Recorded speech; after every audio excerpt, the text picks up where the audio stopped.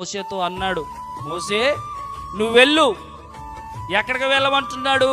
కానాను దేశమునకు వెళ్ళు. అక్కడ ఏముంటుంది? పాలు తేనెలు ప్రవహించు దేశం అక్కడ ఉంది. మోషే నువ్వు వెళ్ళు, నీతోని ఒక దూతను పంపిస్తాను, మీకు తోడుగా ఉంటాడు, నేను మీతోని రావటం కుదరదన్నాడు దేవుడు. అప్పుడు మోషే అంటున్నాడు, అయ్యో నువ్వు అలా అనకు, నీ సన్నిధి ఏమంటున్నాడు అనండి, నీ సన్నిధి నాతో ఉంటేనే మమ్మల్ని పంపు అంటున్నాడు మోషే. ఏమండి, ఆశీర్వాదాలు ఇచ్చాడు, వెళ్ళొచ్చుగా మోషే. ఏమండి, అక్కడ భవనాలు ఇచ్చాడు, పాలు తేనెలు కారు దేశాన్ని కానానిచ్చాడు, ఆశీర్వాదాలు ఇచ్చాడు. నువ్వు వెళ్ళు అంటే వెళ్ళొచ్చుగా మోషే.